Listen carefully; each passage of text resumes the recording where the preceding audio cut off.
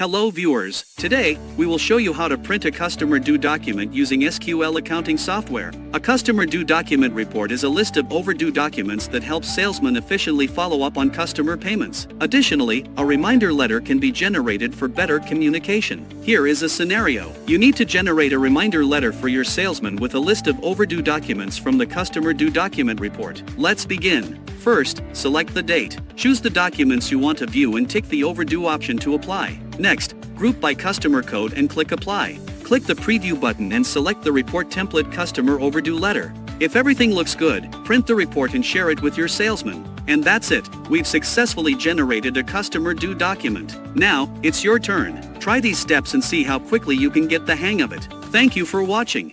Subscribe to our YouTube for the latest videos, follow us on Facebook to stay updated, visit our website for important guides. It's so easy.